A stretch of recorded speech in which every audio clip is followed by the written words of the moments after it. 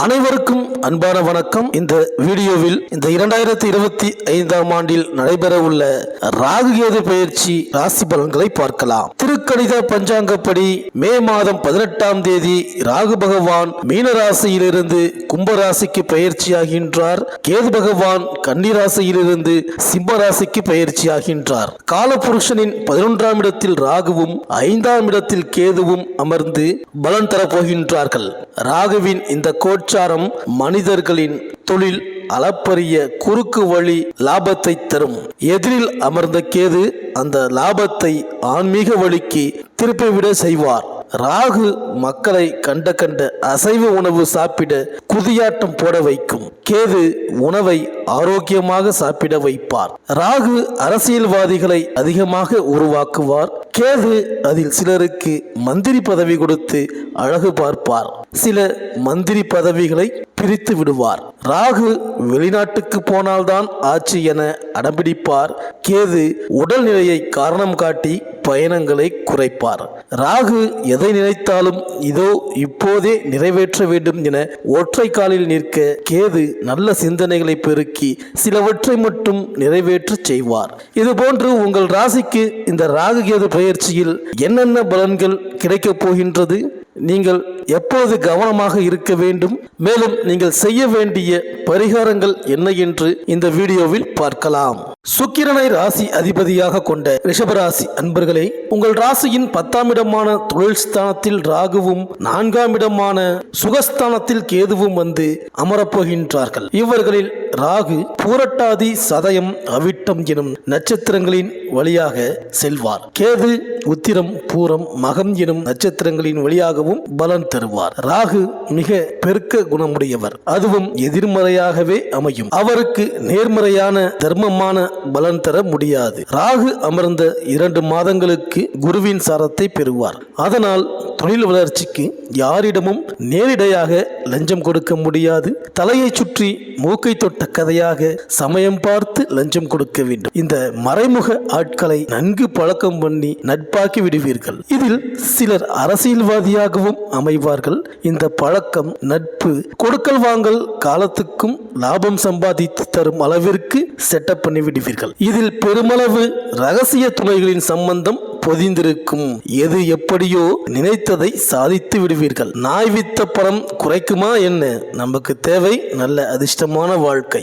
அது கிடைத்தால் போதும், யாரும் இதை பற்றி கேள்வி கேட்காமல் இருந்தால் போதுமே என்ற மனநிலையில் இருப்பீர்கள். ராகு பகவான் 10ஆம் இடத்தில் இருப்பதால் ஏதோ ஒரு வேலை, ஒரு தொழில், ஒரு சேவை என உங்களை சும்மா இருக்க விடமாட்டார். 10ல் பாவியாவது இருக்க வேண்டும் என்பது ஜோதிட சாஸ்திரம். எனவே பெரும் போக்குக்காரகனான ராகு 10ல் இருக்கும்போது கல்வி, நீதிமன்றம், வங்கி, ஆயுள் காப்பீடு, மருத்துவம், மின்சாரம், அணுசக்தி, கார்ப்பரேஷன், வரலாறு, மொழிபெயர்ப்பு, தோல் தொழில், கள்ளப்பணம், பழைய கட்டடங்களை புதுப்பிக்கும் ரெனிவேஷன், பனிக்கட்டி, விவசாயம், பூமி, ஆய்வாளர், பம்ப் செட், காவல்துறை, ரவுடிகளை வைத்து வேலை வாங்குவது, கட்ட பஞ்சாயத்து போன்றவற்றில் 1-2 தொழில்களை தொடங்க செய்து விடுவார் இந்த ராகு. நீங்கள் எந்த தொழில் தொடங்கினாலும் அதில் ஒரு திருட்டுத்தனம், கள்ளத்தனம், கேப்மாரித்தனம் ஒளிந்திருக்கும். வேறு வார்த்தையில் சொல்வதானால் நேர்மையான தொழில் நமக்கு ஒத்தே வராது என்று ஒதுக்கி விடுவீர்கள். ராகு இருக்கும் ராசி காற்று தத்துவம் கொண்டது. எனவே விமானம் மூலம் நிறைய பொருட்களை கடத்தி வருவீர்கள். அவ்வளவு ஏன், விமானத்தையே கூட கடத்தி வருவீர்கள். ராகுவும் சனியும் சேரும்போது ஒரு கொலைக்களம் உருவாகிவிடும். எனவே ரிஷபராசியில் ஏற்கனவே மோசமானவர்கள் இந்த ராகு பெயர்ச்சியில் சம்பவம் செய்து பிரபலமாகி விடுவீர்கள். சட்டத்திற்கு முரணான செயல்களை செய்ய வேண்டியிருக்கும். 10ஆம் இடம் கௌரவத்திற்கான இடம் என்பதை மறந்து விடாதீர்கள். இந்த கலேபர கோச்சாரம் ஒரு கல்யாணத்தை கொடுக்கும். சரி, திருமணம் யாருடன் எப்படி ஆகும்? உங்கள் மதத்துக்கு நேர் எதிரான மதம் சார்ந்த ஆட்களுடன் சற்று மிரட்டலுடன் கட்டாய திருமணமாக நடக்கும். திருமணம் முடிந்தவுடன் வெளிநாட்டுக்கு தப்பி ஓடும் மறைந்து வாழும் சூழ்நிலையும் உண்டு. 10ஆம் வீட்டில் ராகு செல்லும் பொழுது எதிர்மறையான தொழில்களே நடக்கும். மேலும் ரிஷபராசியின் 10ஆம் இடத்தில் அமர்ந்த ராகு அவிட்டம் நட்சத்திரத்தில் எடுத்துக்கொள்வார்.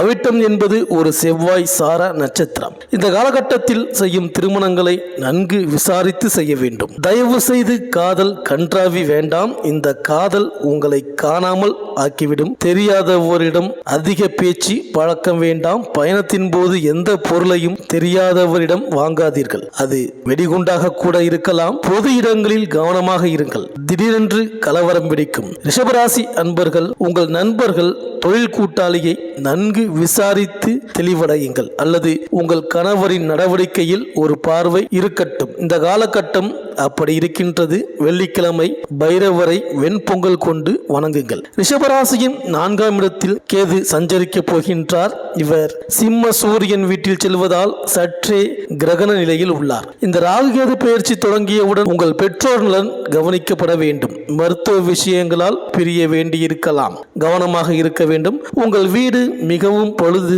செலவு தரும். அதனால் வீட்டை பழுது நீக்கலாமா அல்லது வேறிடம் செல்லலாமா என மிகவும் குழம்புவீர்கள். அரசாங்கம் உங்கள் மனையை எடுத்துக்கொள்ளும். உங்களிடம் உள்ள தோட்டம் பண்ணைகளில் வரப்பை சுருக்க வேண்டியிருக்கும்.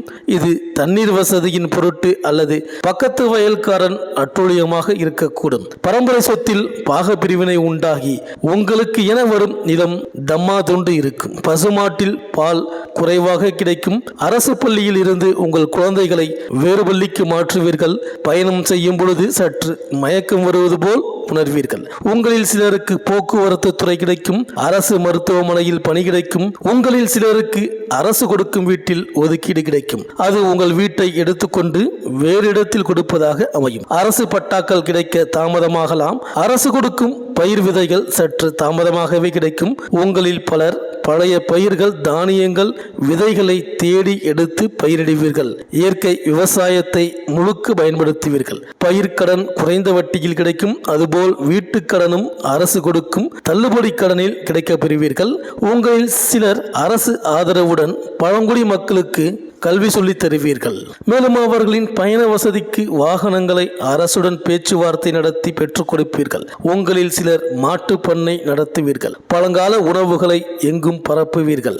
நீங்கள் குடியிருக்கும் பகுதியில் உள்ள குடிசைவாசிகளுக்கு உதவி செய்வீர்கள். சிலர் உங்களுடைய சொந்த இடத்தை பள்ளி குழந்தைகள் விளையாட அனுமதிப்பீர்கள். வேலை செய்யும் பெண்கள், அதிலும் குறிப்பாக வீட்டு வேலை செய்யும் வசதிகளை மேம்படுத்த சேவை செய்வீர்கள். வெளி மாநிலத்தில் இருந்து வந்து இங்கு வேலை செய்யும் வீட்டு குழந்தைகளுக்கு இலவச கல்வி கற்றுக் கொடுப்பீர்கள்.